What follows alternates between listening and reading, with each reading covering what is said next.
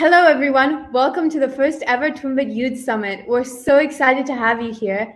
And this project has been in the works for 2 months now, ever since our speakers and myself had our exams get cancelled. All of our speakers have been studying their respective industries for 2 months, and they're really excited and really passionate to be able to share their ideas with you. Today is all about discussion, so we'd love for you to share your comments with us as they occur to you, and of course your questions as well. Today is about discussing conversions and issues that matter to us so that we can help you understand what we want from our futures.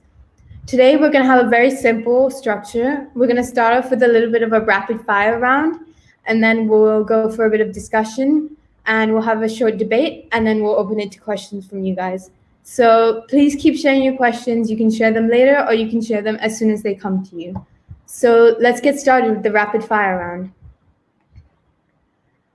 So guys, do you think that you spend your time on the internet productively? Do you see yourself owning a car in the future?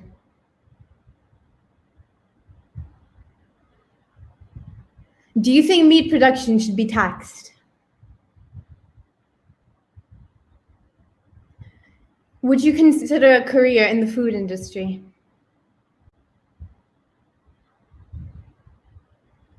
Do you watch live television?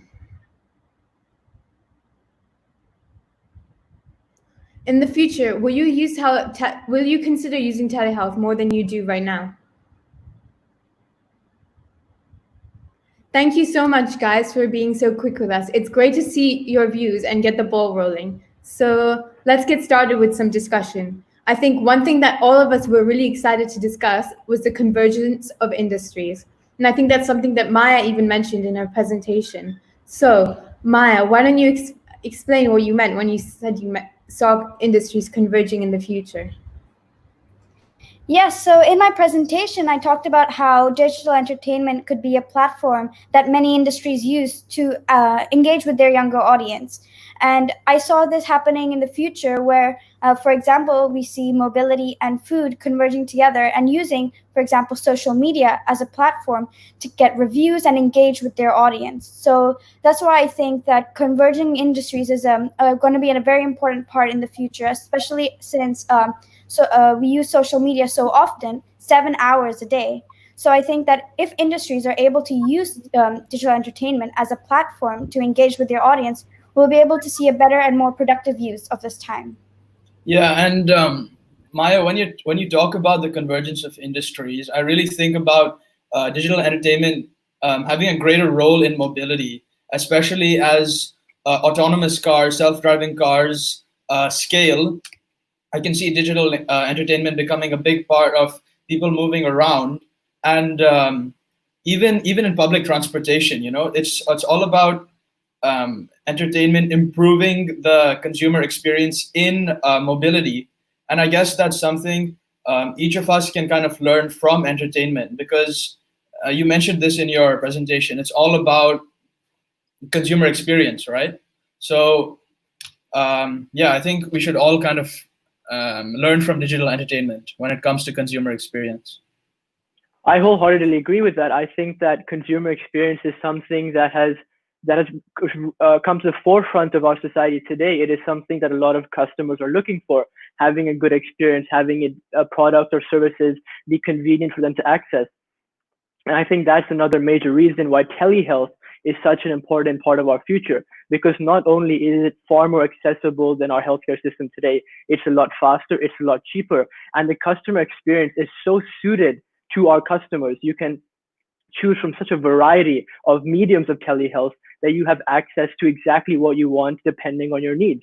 And I think this is something, especially convenience, which is going to go a long way into driving products and services in our future. But what I find really interesting is the difference between a consumer and customer. I think that this distinction, especially with relation to customer experience, is really important. And I think that's quite prominent in bunch of this industry, in the education industry. So you can talk more upon that. Yeah, so it's very interesting when we look at something like the education industry, where the consumer and the customer are not usually the same person. So I'll give you an example of the customer may be a parent of a child, and the actual consumer would be the child, right? they're consuming the education and the program that is in place. So I think it's very interesting to look at how because of this difference between the consumer and the customer, it's very difficult to satisfy um, every single goal and every single requirement that each consumer and customer places for education. And it's very interesting to see how education as a program, or say IB for example, try to combat this or try to attack this problem in a very complicated way, where they are able to, or at least get very close to satisfying both the customer and the consumer's needs and wants. So, we all just graduated, and we all had like teachers, we were students, and we had parents. And you mentioned satisfaction in high school education. So, as we're over, do you think we were all satisfied, like the customer and consumer, with education? I think the satisfaction is a very personal idea. It's quite up to each individual to determine something like that. I can definitely say for certain that there are many people who aren't satisfied with the way that IB may have canceled exams and haven't been very transparent in how they're going to grade students, for example. Um, but I think that no matter what we do with the education system, there are always going to be people that are not satisfied, whether that be the consumer, the customer, the teacher, um, shareholders, whatever. I don't think we can ever satisfy every single desire or need. But I think that it's important to start to push towards something that is an improvement of what we have right now, which is not even close to perfect. Mm. And going back to like the On the convergence. Sorry, go ahead.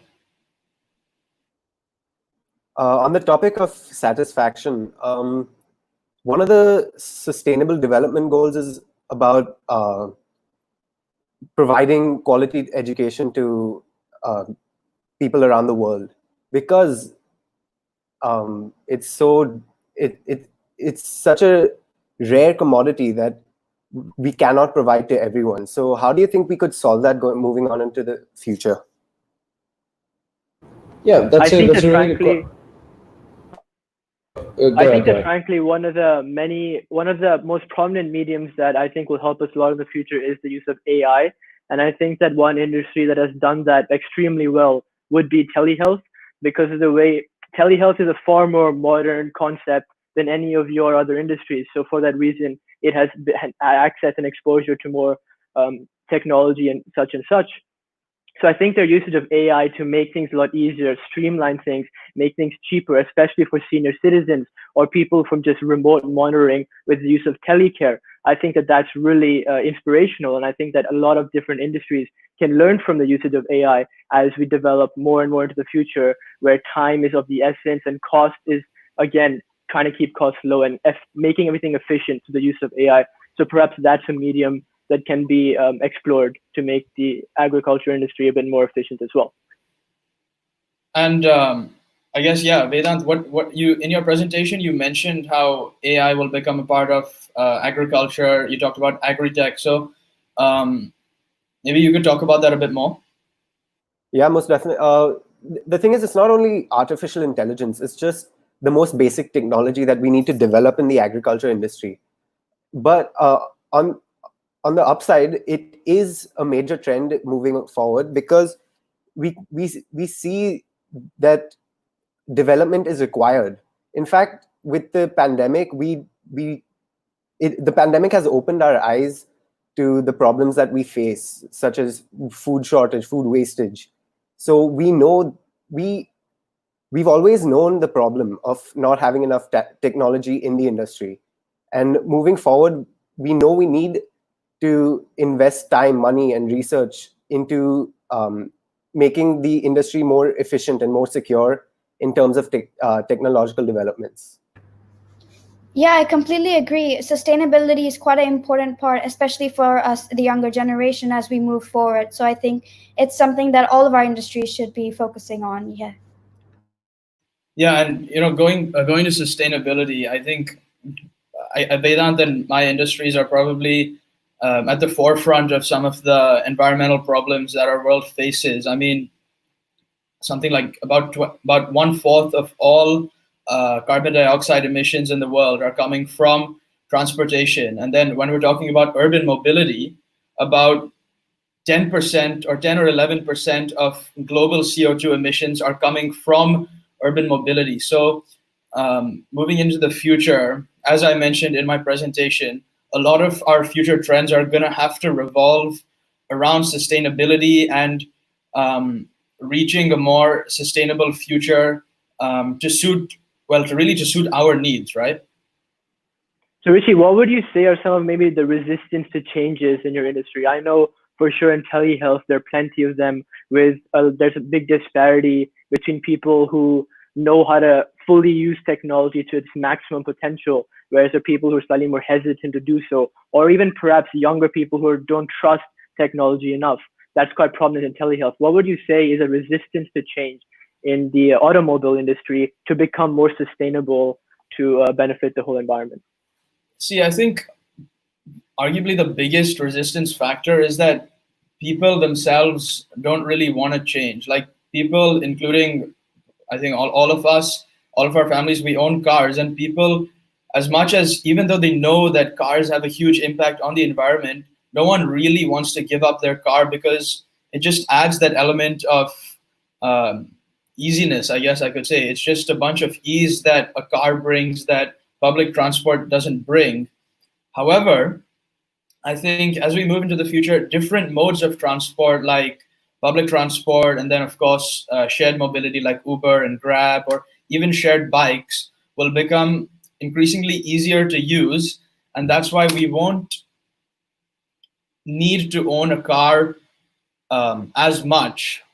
But then also Ria asked the question, which one of will you own a car in the future? And then all of you answered yes, except me, which still shows, that despite being Generation Z and all of that stuff, cars are still going to be a prevalent part of the future, whether we like it or not. I'd like to ask you, Rishi, then, in that case, where do you think the responsibility lies in terms of moving towards a more sustainable future? In terms of, so for example, you said that you wouldn't buy a car in the future. Would you still say that if, say, for example, public transport, like we're in a very privileged place right now. We're in Singapore, and it's incredibly developed in terms of our urban mobility. So my question would be, if you were in a different country where their urban mobility is not as developed, would you still answer no to the question if you're going to buy a car? Yeah, exactly. And that's a big point, which I didn't really get to touch on my presentation, is the difference in the future in MEDCs and LEDCs, right? Like having visited Mumbai so many times, I know that owning a car over there is like essential. You can't get around without a car. And so in Bombay's case, I would have to say that owning a car is definitely more important. But there are still things that can be done to improve the efficiency of mobility and the accessibility of mobility and the ease of mobility. So would you say, Rishi, frankly speaking, for telehealth, as we're in a pandemic right now, there's a huge tipping point for all of our industries, because it has been said that 10 years of legislation has been passed in a couple of months because of the virus in regards to telehealth. Interstate laws, insurance policies have all been rapidly adapted in order to mobilize telehealth. Because if you look at, for example, a country like India, no matter how much money you have, you cannot get a spot in a hospital right now, because that's the toll the pandemic has taken. So that's where telehealth comes in, and that's where it becomes really important. So I think, Vedant, you can touch more. You mentioned this previously as well. You can touch more on how COVID-19 has impacted your industry, because for telehealth, it has almost acted like a catalyst for telehealth's rapid importance to our society today. Yeah. The thing is, before the pandemic itself, we used 77% of all of our agricultural land for meat and dairy production, while it only accounted for 18% of our calorie supply. Just imagine that. You're using nearly all of our land to produce very, very little of what we actually need. So this misallocation of resources, the problem of misallocation, it's been magnified in the pandemic, where we've faced shortages of meat, wastage of food at unbelievable levels. And experts say that now would be the best time to move to plant-based diets or meat alternatives, which shows how the pandemic has just sped up the development of the food industry, where we move towards more, not just sustainability, but more a more well of an industry with better business models. I completely agree. COVID-19 also greatly impacted the digital entertainment industry, and it actually increased people's engagement with digital platforms. As we all know, our consumption of entertainment has increased greatly, but that's not one of the only things we've seen as an impact of COVID-19. One of the things is we've seen people use platforms such as Zoom and visit seminars like this, which shows us that people are more acceptable and accepting of technology. And we can even see the older generations being able to interact with each other through these online platforms. So we can see that digital entertainment in the future can be a way of spreading the message greater about sustainability, about the problems in today's society, as it's a platform where we can easily have the equal opportunity to have to create our voice and spread our opinions. And that's one of the things that we've been able to see even through this seminar today. I think it's absolutely undeniable that COVID-19 has had a huge impact in the society that we live in today. And in fact, we have a question from one of our viewers over here. He's asked that, do you think that some industries have regressed while others, such as telehealth, have significantly progressed? So I'd be interested to ask Rishi, as you know, people feel unsafe using public transport because you have no idea who's been and gone, to put quite simply. So do you feel that because of the coronavirus, we're struggling to encourage people to use public transport as they would have before? Yeah, see, there's kind of two sides to it, because one side is that car sales and car production are going to decrease by a minimum of 20% this year. But whilst the production is also decreasing, you're also going to have people thinking it's not safe to use public transport, so we need to buy a car or like use our own cars. So in a way, I think COVID-19 has kind of regressed or slowed down the progress of urban mobility, especially when it comes to multimodal transport and people getting around in different ways. Now people want a much more privatized mode of transport, just because the scare factor that you could get the virus. I would agree wholeheartedly. I think that one of the major reasons for telehealth growth is the pandemic. But not only this, I wouldn't say that the pandemic was the sole reason for telehealth's rapid progress. However, it was like a catalyst. It was just a wake-up call to show that there are problems in our healthcare system. People around the world, according to a 2017 study by the WHO, around 50% of our world did not have access to specialized healthcare. The ratio in the United States is one specialist to every 2,346 people. It's almost inhuman. People do not have access to these specialist doctors. And this pandemic has shown the mistakes in our healthcare industry, and it's shown, and although it may have regressed other industries, I think that this pandemic is a wake-up point for every industry around the world, because it shows how much more efficiently things can be done. Even high school education, I think Vanchush can definitely touch on this. The usage of online platforms, and now seamlessly almost, we have transitioned from day-to-day school to online platforms. Personally speaking, it was quite seamless for me. So Vanchush can touch more on how it's affected his industry as well. Yeah, so this has been an incredible, as Pratham said earlier, catalyst for change. And in terms of the high school education industry, one of the major ways that you may have seen, especially if children or you know any students at the moment, the majority of them are probably doing online learning right now, or have at least been doing it for the past month. And I think it's incredibly interesting to see that even with this COVID-19, and even with the fact that we are only doing online learning, students are still able to learn. And I think that's a very key thing to look at and to notice that perhaps we don't actually need classrooms. Perhaps we don't have to commute every day back and forth going to school, but perhaps we could even 50% of your school week is online while the other half is actually physically in school, which would be a very interesting way or a very interesting thought experiment to think about. If you could essentially remove the physical aspect of education and completely transfer that online. We're even seeing things like VR or gamifying education, which allows for you to even do practical work at home. So you may find students in the next 10, 15 years doing lab work all in the confines of their own room, which is Pankaj, when you say that there's a possibility of completely removing the physical aspect of the medical industry or health education, what isn't that doesn't that play a big role of how we learn and how we treat ourselves? For example, we all just graduated, and the 12 years of schooling, I'd never imagined myself actually getting through school if I sat at home every day and learned from a computer. Because not only is there this social aspect of it, but also, like, if I tried learning maths online while a teacher was saying words to me, I don't think I'd ever pass a class. So what do you think? Like, how do you think we need to balance that part of the industry? Yeah, I think that's a really good point, because with online education, you don't have that kind of social aspect, especially.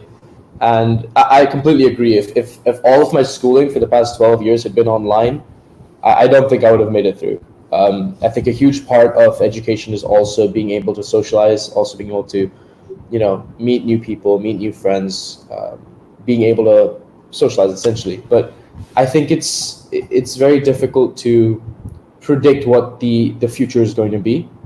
And when we look at education and online education specifically, there are many, many flaws at the moment.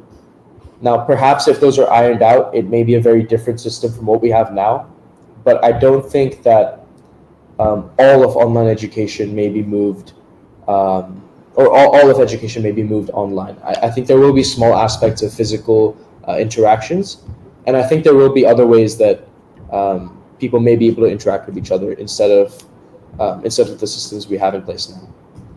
I think I really agree with Vanshaj's sentiment. I think the healthcare industry, a lot of people have been asking me throughout the process of this 2 months, so will we need doctors 2 years down the line? Why do we even need doctors today?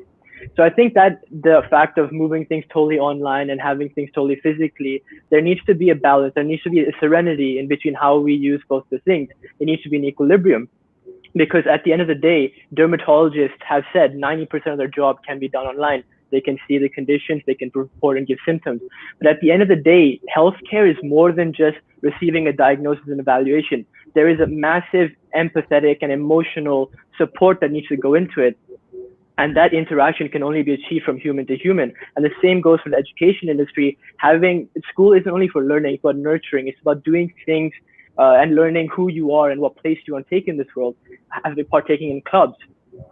Same goes for the healthcare industry. No matter what, humans will always feel more trusted to people, to humans. And that's why I answered, do I see myself using telehealth more? I do. And I do think that basic consultations, if you have a cough, you might not need to go to the doctor in 10 years. You can do it all online. But when you need surgery, when you need to get something really emotionally checked out, that's when our physical aspect really comes to play. And that's where an equilibrium between them is really, really important. Guys, I think this is such an awesome discussion, and I'm so excited to see that the people viewing are starting to get engaged with us and we're starting to get some questions. So guys, we'd love to keep them coming. We're really enjoying this. And we have some questions from our viewers. So the pandemic has definitely had an impact on everyone. What do you think about the older generation and them possibly struggling with using technology in a confined environment? And Pratham, I think this extends to you, and about how maybe possibly this could be one of the reasons that telehealth hasn't quite taken off yet. I agree. I think that this is a problem as well, because like I mentioned in my presentation, demographics play a massive part in all of our industries, and there is a big resistance to change. One of the major resistance to change is the inaccessibility or inability to use technology. And this is a barrier we do need to come over, because generally speaking, senior citizens are the ones who require more of the day-to-day healthcare. They're the ones who require it more than generally people our age do. So for that reason, it's important that we start mobilizing telehealth as soon as possible. Make it a part of our routine. If it's part of our routine and it's part of our life, people will naturally start to learn it, right? Many things in our life today, we couldn't have imagined 30 years ago. Computers, learning online, we adapt to it. And that's what's so special about humans. So I think that although this is a problem today, again, as we move forward in the demographic transition model, more and more of us will be able to afford technology, use it better. And I think more than just the telehealth industry, this directly relates to Maya's industry as well, the people obtaining entertainment. So I think she can also provide a different perspective to Imad's question. I completely agree, because we often, as millennials and Gen Z, take advantage of how easily we're able to use technology and adapt to newer platforms that are being created. So I think, in fact, education is quite an important part in the way that younger generations, such as the grade ones and grade twos, are actually using technology at such a young age.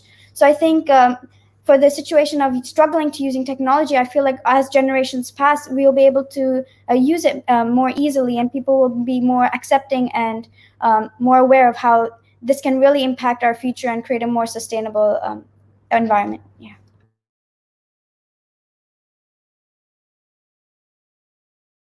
We also have another question coming. I think this one is directed towards Rishi. The need for mobility has increased due to urbanization and lifestyles. How will lifestyles further change in the future and affect the need for mobility? See, firstly, yeah, as you said, urbanization is increasing rapidly and it will continue to increase, right? By 2030, the UN is saying that, okay, so as of now, about 50% of the world's population lives in urban areas. And by 2030, this is going to increase to about 60%, which if you do the math, it amounts to 1 billion more people living in urban areas. So obviously, with that increase in urbanization will come a greater need for mobility and effective mobility. So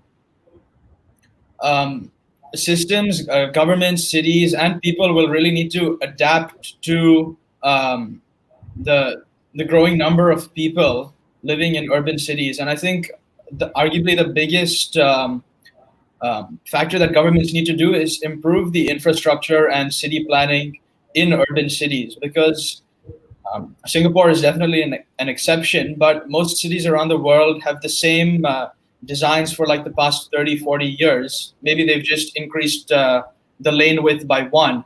And this really isn't suited for like the rapid pace of urban lifestyle today. But another point I also want to make is COVID-19 has kind of showed us that telecommuting, working from home, is possible. So there's also the possibility that people will actually need to move around less in the future because they're telecommuting, because they're working from home, studying from home, spending more time at home. We have another question, guys. I'm loving seeing all these questions coming through, and it's so exciting to see you guys engaging with us. So, of course, we'd love to hear, and we'd love to hear you keep coming with your questions. So let's have a look at this one. The push towards telemedicine is undeniable. How can the medical profession ensure the quality of health consultations and delivery of care is improved or at par with the traditional models? I think what's really fascinating about the telemedicine and telecare industry, or telehealth as a bigger branch of it, would be that their use of technology and AI, especially in today's day and age, AI has become so powerful because you can simply have a really detailed form. You fill in your exact symptoms, you fill in your exact whatever you're going through, and based on that, the AI can use that data and provide you with an accurate diagnosis. Furthermore, like I mentioned in my presentation, our technology has rapidly developed as well. We know Apple Watches, they're a staple in our technology today. But more than that, Apple Watches have had a 93% success rate in measuring irregular heartbeats. And Apple is in the healthcare industry. They have no interest in the healthcare industry, but they're making this because they see the future. And a company like Apple, who doesn't have the proprietary healthcare information like healthcare companies do, if they can reproduce a product with such high quality, I think that technology will be a major aspect to ensuring the quality of health consultations, especially because certain aspects of healthcare can be done solely online, like dermatology or basic consultations. But when it comes to more mental, when it comes to more surgical and specifics, that's when we'll need the human-to-human interaction. So by no means will telehealth eradicate human-to-human interaction, but it will efficiently use technology to ensure the efficiency, quality of our healthcare industry. Absolutely. And I think the question that's now displaying on the screen very well connects to Nandini's question. So, Pratham, what guidance do we need from the government to come up with some legal framework to protect patient and doctors when using telehealth? So one of there are a few legal problems really facing the telehealth industry today. There's the problems of interstate and inter-country telehealth, and there's also the problem of reimbursement and insurance. So let's say I'm living in a country like Singapore. What's stopping me from just getting on a call with a doctor in a country like perhaps India, where it might be slightly cheaper for me to obtain that healthcare? That isn't quite fair. And that's why in the United States, until the COVID-19 crisis, interstate telehealth was banned. Only recently did they relax these measures to get people better access, because there's also different certificates, different licenses. In some countries, someone is eligible to practice healthcare and some person isn't. So it causes a lot of ramifications and qualifications and prices. And more than that, insurance companies need to start integrating telehealth into their policies and programs, and also reimbursement. Sometimes there is problems of doctors being confirmed reimbursements, and that's also a legal issue that needs to be solved. But great strides have been made through the various apps that were mentioned in my presentation. Thank you very much for your insight. We have a question for Vanshij now. Do you believe that COVID-19 has expedited the consumption of online higher education over in-person education? How will this impact higher education institutes?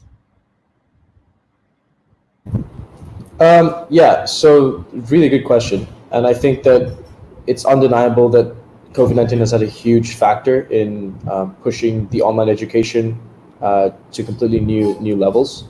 Prior to this, to online education being a very big, or rather prior to COVID-19, it was estimated that by 2025, online education would be a market of around $350 billion out of $2 trillion. And now it's expected to be far higher. So in terms of COVID-19 increasing the consumption of online education, I think absolutely it has expedited it a great amount. And I think in-person education has also decreased. I'll give you one example. So in Singapore, for example, local schools have been allowed to go back to school, as well as international schools. But I think many international schools have decided that online education was very much viable and good enough. So they just they kept that going, and they're still doing online education up until at least they decide that they want to make the switch back. Now, in terms of looking at the impact on higher education institutes, so I assume this is a university and colleges. I think that those are prime locations for online education to be a driving force, because most universities and most colleges do teach through a sort of lecture format where there's not so much back and forth between students and teachers, but rather it's a professor essentially, doing a lecture. They're teaching the students without any need for really a back and forth, and this can easily be done online. So there are many universities that don't even need you to actually go for a lecture. They rather just put that lecture online, and you can look at it at any point in time, which I think is a very interesting way to do it, because it allows for far more autonomy for students and allows for them to make their own decisions and split up their own time. We now have a question for Maya. Digital has radically changed how we consume entertainment. One aspect is the globalization of content. What is the impact on national culture? I completely agree that globalization of content is a big and important factor of digital entertainment. In fact, in my presentation, I talked about how creating an asset of content is very valuable for digital entertainment platforms. So we've seen recently on Netflix, they've had an increasing more variety of different languages, and we've seen ourselves participating in that content. Many famous shows such as Money Heist is one of the great examples of how we're being able to explore different cultures. So I think it's going to be a great benefit of the in a digital entertainment industry, and the way that we are able to appreciate other cultures. So we often say that children spend too much time on digital entertainment, but there are ways that we can actually consume digital entertainment to experience content from different cultures and actually get actual benefit and have a more integrated education through digital learning.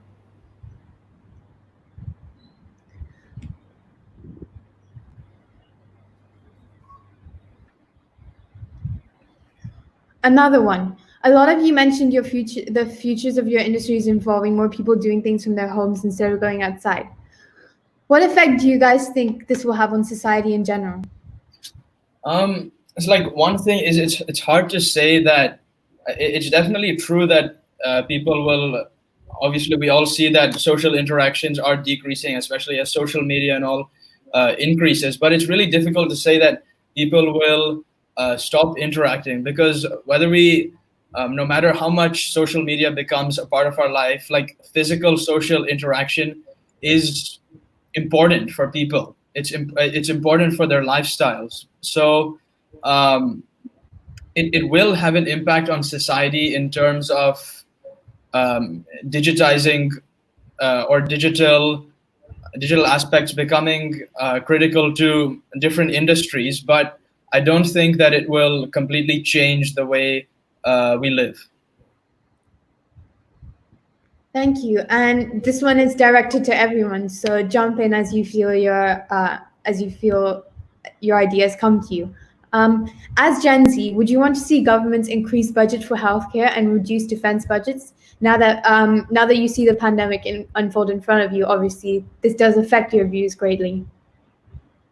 I think that as again today in the pandemic, it's a really special time, and governments have been shown that there are discrepancies in their healthcare plans as well, given how rapidly the virus spread around the world, like continents like Europe. The virus was at its peak, and it did take a serious toll. So I think that for sure this pandemic will cause governments to reconsider their expenditures. Hopefully it does, given how serious the virus was. And I do genuinely believe as a future adult and things like that, I want to be living in a society where less focus is being given to defense budgets and more to increasing the quality of life in countries. Because if you aren't taking care of your people, that's not the government's job. You do not need to be buying tanks. Pratham, I'm sorry, but I'm not going to agree with you there, because the thing about the defense budget, see, the four out of 6 of us are going to be serving in the military in the coming months, and the defense of our country is a long-term goal. We need to constantly invest money to ensure that we are safe, because we are saving people at the end of the day. It is the safety of the people that is in our hands. However, if taking the pandemic, for example, it's a short-term thing. At the moment, the government has the power to move its investments from the defense budget to the healthcare industry, where it's a short-term thing. But as a permanent, I wouldn't do this as a permanent change. I wouldn't completely reduce, like I wouldn't reduce the defense budget and move the money to the healthcare industry permanently. When there's something like the pandemic that we need to change, then we can change. I think that when I say I increase budget, what I mean is that just a shift from focus. And frankly speaking, I'm not speaking about majority of the countries. There are a few countries, or one in particular, that has an extremely large defense budget, which also coincidentally seems to have the most cases of COVID-19. And I do not think that this is a coincidence, given that the United States of America has one of the most expensive healthcare programs. When I'm scrolling on Instagram, I see many jokes about how there are healthcare discrepancies. And this isn't something we should be joking about. This is a problem. And that's why I think focusing on rapid development of technology and telehealth costs 3 times less than a normal consultation. I don't mean reducing defense budgets altogether. Namely, a few countries need to reprioritize. But apart from that, I think the whole world overall did well at controlling the virus. Just a few need to divert their focus. Actually, when we talk about shifting budgets, I think one thing that all governments should do, and I hope all of you can agree, is that making all these industries more lifestyle oriented. So when I think of mobility, I'm thinking of making mobility more integrated into our own lives. So it's not like a tedious thing like, oh my God, now I need to take the MRT. It's going to be crowded. It's going to be sweaty. It's going to take me so long. Instead, making mobility something people look forward to and something people can make efficient use of their time, of their money, of their resources, and of energy, of course, sustainable mobility. And that's really what I think governments on a broader scale should be doing, shifting budgets towards improving citizens' lifestyles, making their lifestyles more seamless.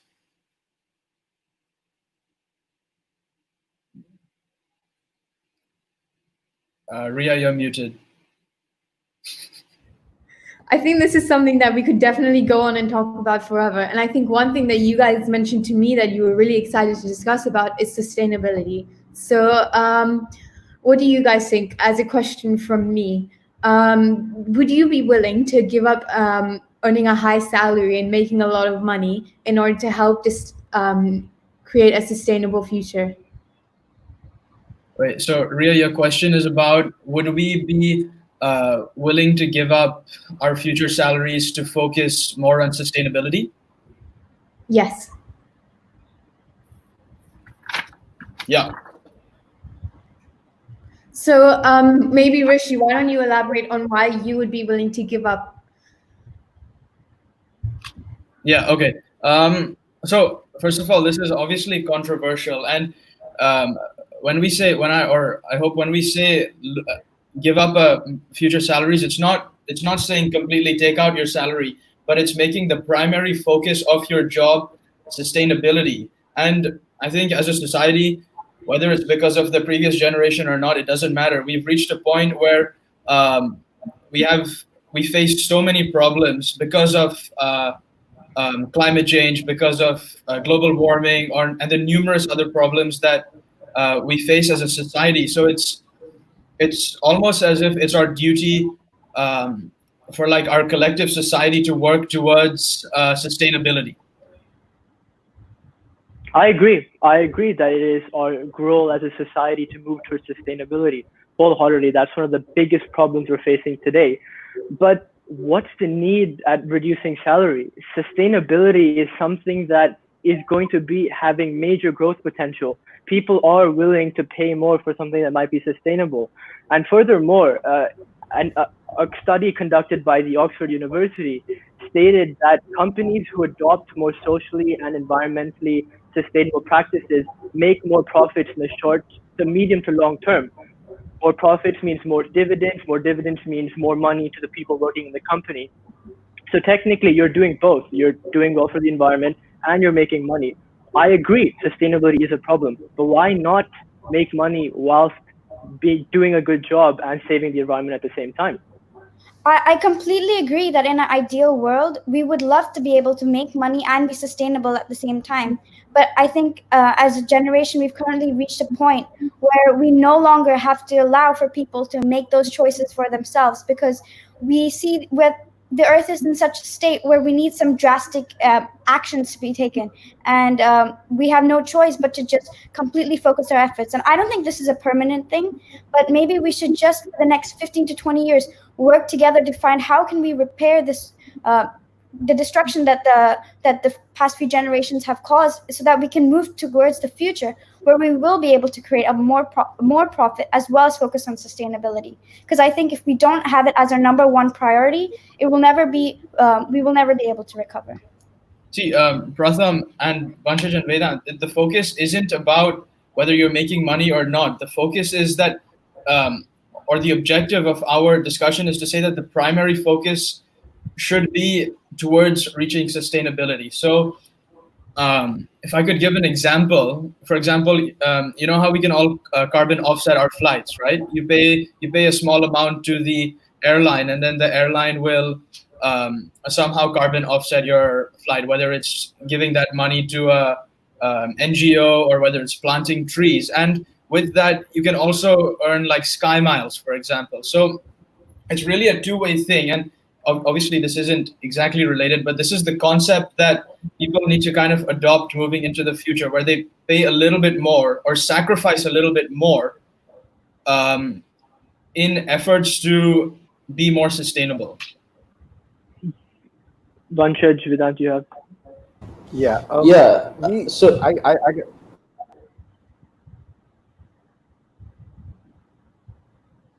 Go ahead, Vedant.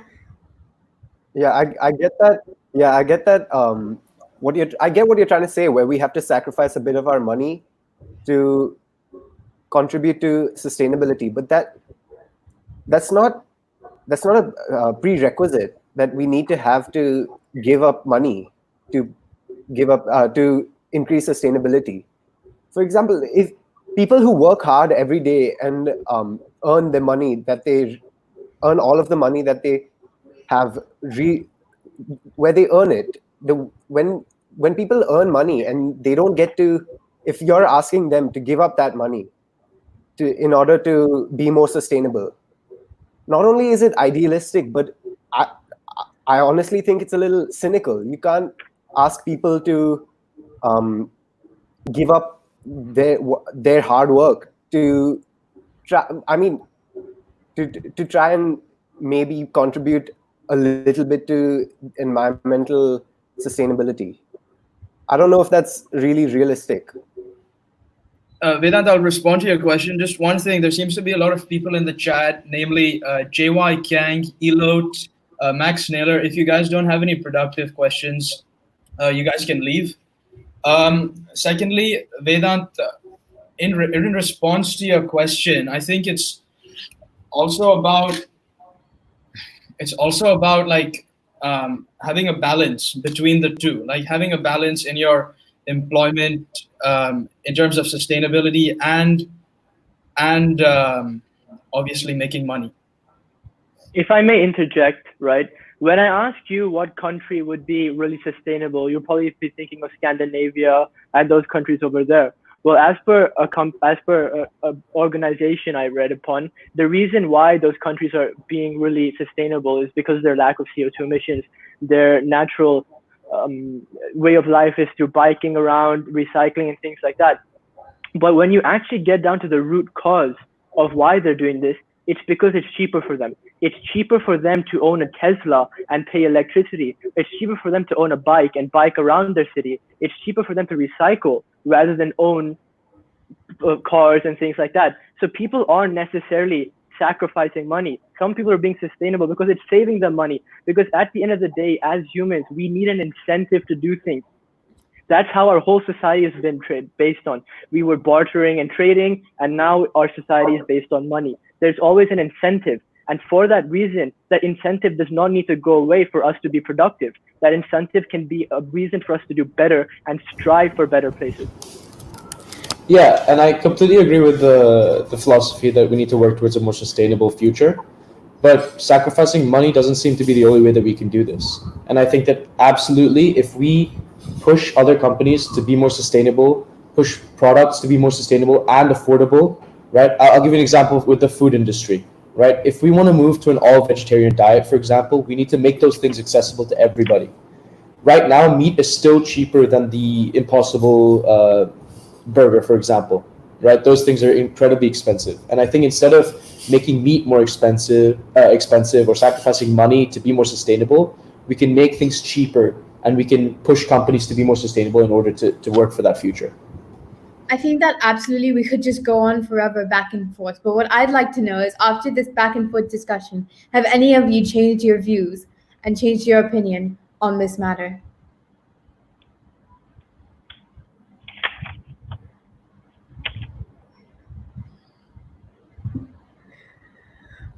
Well, maybe if we had more time, but do you know what? I'd really love to get back to the questions because I'm having an overwhelming flow over here. And I have a really interesting question for Maya.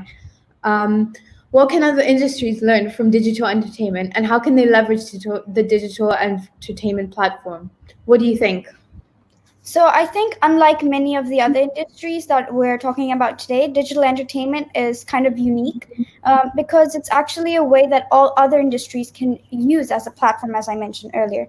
So what other industries can learn from the digital entertainment industry is actually user experience, because in this industry, user experience is the sole value, or what makes a digital entertainment platform the most successful, because it's ultimately the customer satisfaction that results in success in the digital entertainment industry.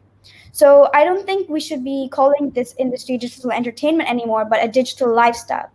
So every industry should be working together to make sure that digital platforms are used to help create a better lifestyle and a better user experience, and how we can use digital entertainment to do everything in life. It no longer has to just be the way that we see memes or jokes on the internet, or stay in contact with our friends. We'll be able to use it to do almost everything and make it efficient, cheaper, and more available for everyone to use. So digital entertainment is no longer just a waste of time, but something that we use productively. Thank you, Maya. I have a question for Vanshij, which I find really interesting. Do you think the sharing of knowledge will suffer in a physical or online environment, but skill development and attitude modification be compromised? Yeah. So two parts to this. So yes, the sharing of knowledge in terms of very soft skills, in terms of knowing things, yes, it may not actually be impacted very heavily when we are in a digital environment. But your concern seems to be about the skill development and the actual physical application of each piece of knowledge. And I think that at the moment, if we were suddenly to move to online education only, those skills would be absolutely impacted, and it would be very difficult to build those with people. But I think moving forward, we have had incredible growth in terms of VR and other forms of digital education, which allows us to do this kind of skill development activities in an environment at home, or away from a actual physical school. And I think that it's very much possible in the next few years that we can certainly develop those skills without the actual need to be in school physically. I think this is a really interesting question that I would actually like to know what you guys think as well. What are your thoughts on bridging the inequality gap? Do you see each of your industries contributing to reducing this inequality gap? So why don't we start off with Vedant, maybe? The thing about sustainability in the food industry is that it's very costly. For example, if you take, for example, Lord Vanshil said the Impossible Burger, which is a meat alternative. It's lab-grown meat. It's very expensive at the moment. So what we need is probably, the top companies in the industry are Nestle and PepsiCo, which are private companies. If we nationalize some of these top companies in the industry and made the business models aimed towards production and sustainability rather than profitability and just profitability, we'd probably be able to bring down those costs by investing in research and development and getting more skilled labor. So this nationalizing of companies would probably bring down costs, which would reduce that gap that it's a large gap that we face today. Maybe also bringing it back to urban mobility, I think the inequality gap can really be bridged with things like public transport. And right now, Singapore is one of the most affordable countries in terms of urban mobility. So what cities really need to do is really work towards making mobility affordable for everyone, and in Singapore, it would be whether you're an expat or a local, or no matter what kind of economic background you have, you should be able to get around from point A to point B however you want. I also think this relates a lot to the telehealth industry because, like mentioned, healthcare is something that causes a big inequality and big disparity. And while healthcare does provide a very feasible, accessible solution and a cost point of view, another interesting perspective is causing disparity between those who have access to technology and those who don't. There may be people who are in less economically developed countries who have access to technology and can reap the benefits of telehealth. And at the same time, there are those people who are in LEDCs who may not have access to that technology. So making sure that this doesn't cause an even bigger disparity is really important. And that's another consideration for telehealth and another reason for why that needs to be taken into consideration before it becomes really mainstream.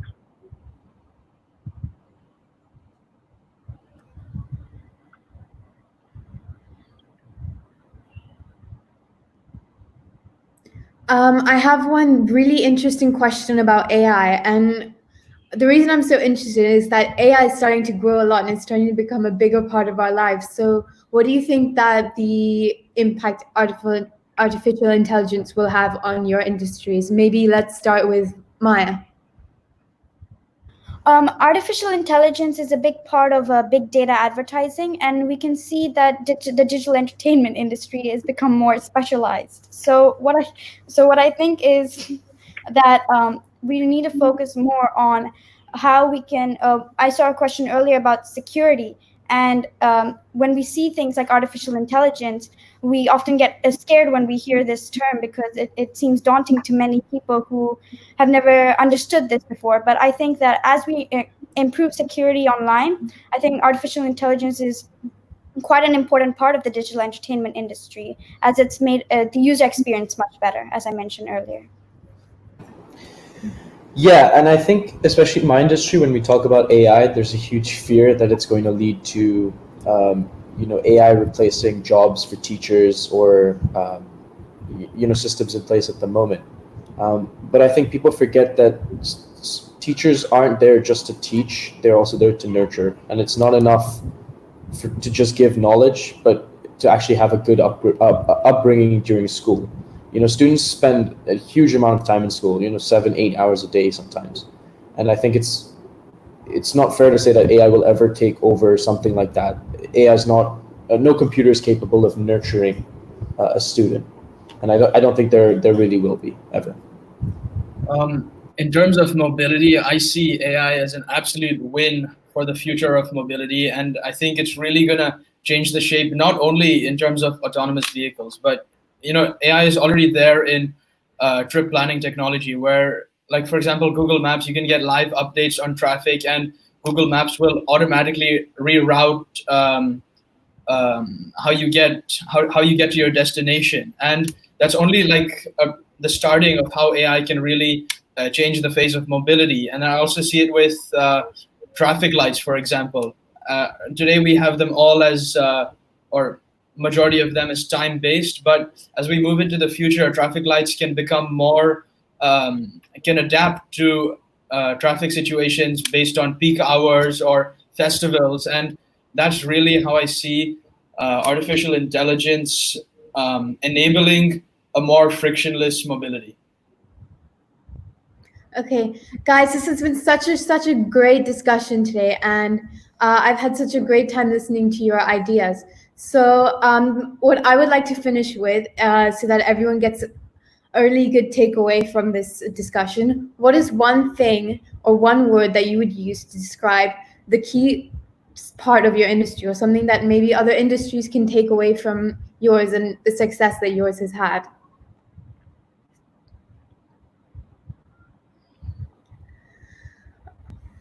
Okay, thank you very much, guys. We've had such a great time discussing with you today, and we've had such an overwhelming amount of questions. Unfortunately, we didn't get the time to go through everything, but we'd love to continue this program in the future, and we'd love to continue to grow on the success that we've had during this time.